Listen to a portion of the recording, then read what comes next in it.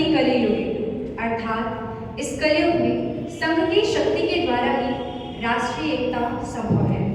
नमस्कार आदरणीय अध्यक्ष महोदय, माननीय निर्णायक महानुभाव एवं मेरे प्रिय साथियों, मैं डॉली आज इस सदन के प्रस्ताव का पूर्ण समर्थन करते हुए यह कहना चाहूंगी कि इस सदन की राय में सामाजिक समरसता द्वारा ही राष्ट्रीय एकता संभव है।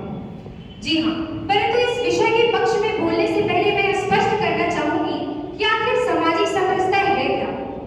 साथियों, सामाजिक समरसता एक प्रक्रिया है जिसमें व्यक्ति किसी भी जाति, धर्म, भाषा, वैवाहिक स्थिति, आर्थिक स्थिति के आधार पर भेदभाव न करते हुए आपस में समरसता, आपस में प्रेम और आपस में भाईचारे की भावना से रहता है। यही सामाजिक समरसता है।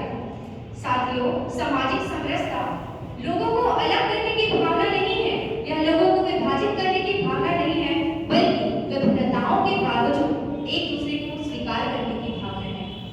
माननीय सदन, इस विषय के पक्ष में बोलने के लिए मैं 5 तर्क प्रस्तुत करना चाहूंगी, जिसमें से है पहला, भारतीय संविधान की नींव ही सामाजिक समरसता है। जी हाँ, भारतीय संविधान का अनुच्छेद 14 कहता है कि सभी व्यक्तियों को कानून के समक्ष समानता है। अनुच्छेद 15 कहता है कि हर एक व्यक्ति को जातिवाद भेदभाव से रोकता है। अनुच्छेद 17 अस्पृश्यता का उन्मूलन करता है। अनुच्छेद 25 हमें धार्मिक स्वतंत्रता प्रदान करता है। परंतु इतनी समानता होने के बावजूद हम आज इस सदन में इस विषय पर बात क्यों कर रहे हैं। साथियों, जातिवाद और सांप्रदायिकता आज भी हमारे भारतीय समाज में व्याप्त है और इसे मिटाने का सिर्फ एक तरीका है, वो है सामाजिक समरसता, जिसके द्वारा ही हम राष्ट्रीय एकता प्राप्त कर सकते हैं। जी हाँ, दूसरा तर्क यह है कि हमारा देश केवल संविधान या फिर हमारी सेना से नहीं बनता है, यह बनता है आपसी प्रेम भाव से, यह बनता है मानवीयता से। साथियों, जिस प्रकार किसी बाजार में बिखरे हुए पुस्तकों के ढेर को हम पुस्तकालय नहीं कह सकते, ठीक उसी प्रकार किसी देश में बिखरे हुए जाति, बिखरे हुए समुदाय के समूहों को हम एक संगठित राष्ट्र नहीं कह सकते। महोदय, तीसरा उत्तर मैं यह देना चाहूंगी, मैं एक रक्षा अध्ययन की विद्यार्थी हूँ और मैं यह पूर्णतः समझती हूँ कि आज के युद्ध का कारण केवल संसाधन या फिर केवल हथियार या फिर केवल क्षेत्रीय विस्तार नहीं है। इसका एक और कारण है, वो है धार्मिकता और परिचय की राजनीति। जी हाँ, पहलगाम अटैक इसका एक उदाहरण है कि जाति के आधार पर, धर्म के आधार पर कैसे हमले होते हैं। साथियों, इजराइल पैलेस्टीन इसका एक उदाहरण है कि धार्मिकता के आधार पर भी युद्ध होते हैं। जी हाँ, अगर लोगों में आपसी समरसता होती तो जेरूसलम जैसे पवित्र स्थान पर दंगे नहीं होते, वहां युद्ध नहीं होते, वहां पर आपसी समरसता होती।